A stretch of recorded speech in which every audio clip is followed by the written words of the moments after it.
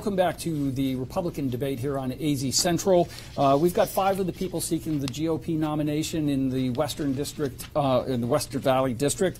Let's go to our third segment.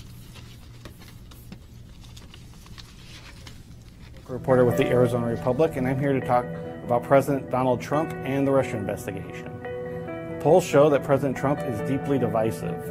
The website 538 puts his disapproval rating at 56%. Though Trump remains popular with Republicans, he is unpopular with other groups of America. He has taken a non-traditional approach to foreign policy and at times has strained tensions with our allies. Meanwhile, in May 2017, the Justice Department tapped Robert Mueller, the former FBI director, to lead a special investigation into whether Trump's campaign colluded with Russia. The probe so far has resulted in charges against former Trump associates Michael Flynn and Paul Manafort and shows no sign of slowing down anytime soon. Some Republicans say Mueller should wrap up the probe or that Trump should even consider firing him. But Democrats say that could be grounds for impeachment. Let's go to the first question here. Commissioner Stump, I think you're next. President Trump is the most unpopular president that we've seen in a generation in terms of the country as a whole. He's very popular with Republicans. He's very unpopular with Democrats. We've seen relations with our traditional allies become strained at times. Help voters in the 8th District understand your relationship with the president, and in particular, is there any policy issue where you've parted ways with the president in the past year that you think is especially important to note? Sure. Well, I think I parted ways on free trade, and I actually don't agree with his recent decisions regarding solar and washing machines. That's one instance. And, you know, I was critical of him when he was a candidate. And the reason is because he had flirted with the Reform Party. All his life he had been a liberal Democrat who had supported Hillary Clinton. So I was upset with him. I thought he would throw the election to Hillary Clinton. But since then, I've defended him in National Review. I've defended him in the Daily Caller. I said his energy policies give conservatives reasons to cheer, and I do believe that. So as to his popularity, you know, as a conservative, I see the reforms that he's pushing. And as I said 2 years ago, I think those give conservatives reasons to cheer. Senator Montenegro. Well, this is something that I think is important as well. I was a Trump delegate to the National Convention. I voted for him at our Republican National Convention. I went on national media to defend and explain what was happening and why it was important to support President Trump. Frankly, I told the Spanish media and English media, we have a candidate that is brutally honest, President Trump, or we have a candidate that is brutally corrupt, the other person from the other party. And so I think it's important for us to understand what we do, what we have done. And I've been on national media many times in English and in Spanish explaining why we need to make sure that we are supporting, why what he's doing is right. I may not agree with everything everybody does always, but he's the President of the United States. And we need to make sure that we are supporting him and that we need to make sure that we're pressing for an America First agenda. Representative Lovis. Well, the fact is, other than Van, I'm the only one standing here to support President Trump in the primary.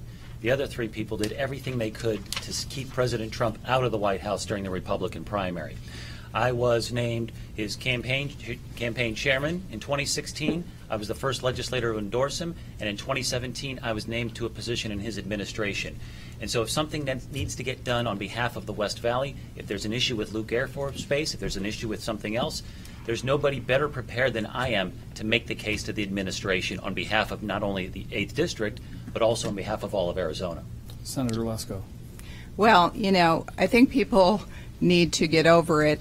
Donald Trump was elected, and he is doing a great job for our economy. Our stock market is soaring. The economy is soaring. You know, does he do everything perfect? Of course not. But he's doing a really good job. And I'm just thankful that he got elected and Hillary Clinton did not. And unfortunately, Senator Steve Montenegro sponsored the National Popular Vote Bill, which if we would have had that, Hillary Clinton would have won. Senator Montenegro. So I get 2 responses, right? I wanted to say something about it. Okay.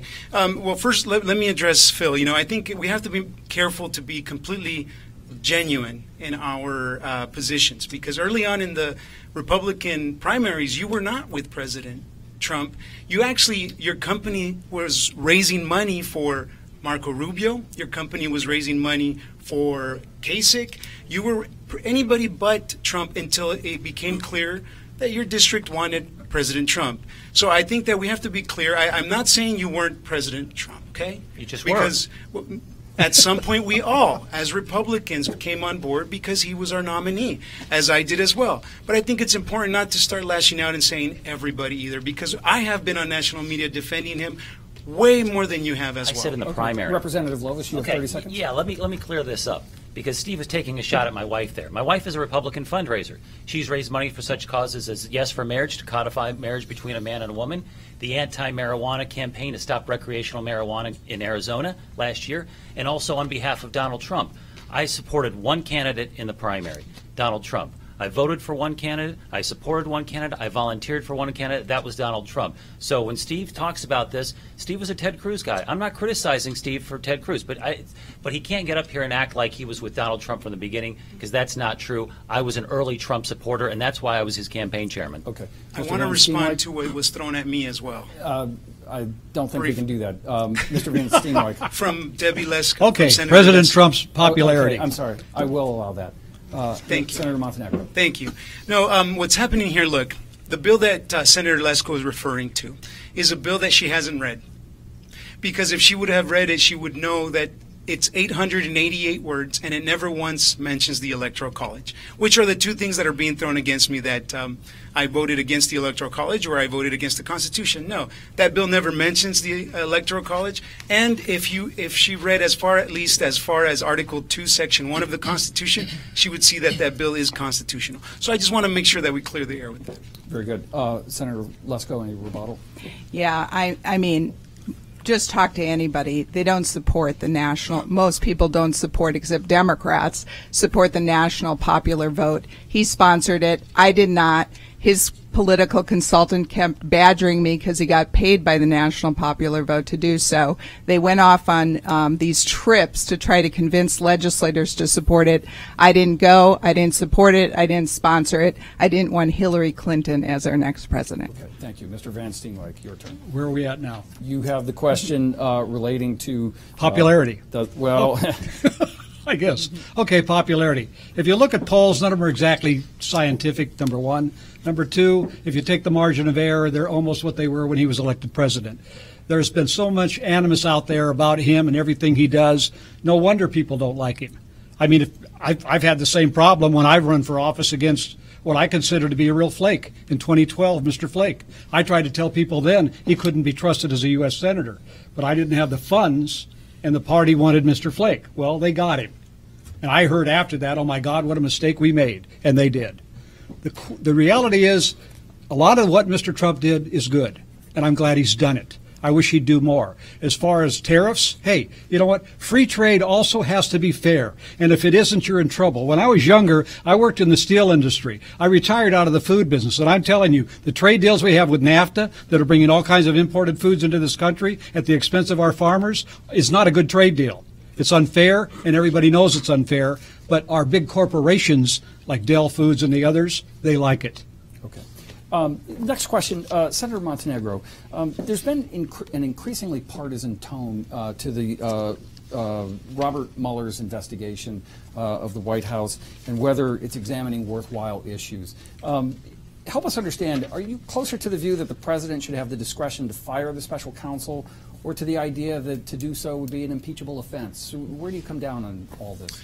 Look, we have to go to the core of what's happening here. And what we are seeing now is that we've had some of the most corrupt years, the last 8 years of President Barack Obama, or to say President Barack Obama's administration, whether it's the Justice Department, whether it's different agencies. What's coming to light is that everything that they're trying to attack President Trump on is frankly corruption that started in the Obama administration. So we have to make sure that we are going to the core of this, and we are finding out that there was so much corruption there that everything they're throwing at President Trump is actually the corruption that was there the last 8 years. Representative Lois. There's no collusion. This is an investigation that has run far afield at this point.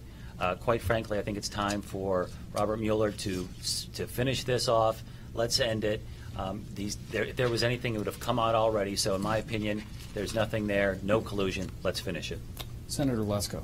I agree. We need to get this investigation done. Let's just investigate it, get it done, get it over with. It's like drip, drip, drip, drip, drip. It's just a bunch of, it seems biased to me. Mr. Van Steenwyk. I do not believe the president should have the authority to fire any special prosecutor, because the day will come when the Republicans may want one and we'll have a Democratic president. Although this investigation has gone far afield from what it was, but I'll believe that personally, when you really look at it, this started back in the Clinton administration with the appointees they put in the FBI and other places. They're at the crux of this whole thing. Obama carried it forward with all kinds of crazy, I guess you'd call them Zelensky ideas, and he pushed them into the government. We have got what they would call a underground government or a secret society or whatever you call within the FBI and within other agencies within our government.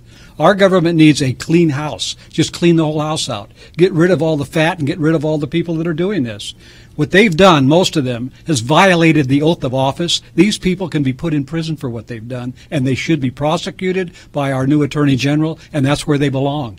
Anybody that's found guilty of releasing secret documents needs to go to jail. Commissioner Stump.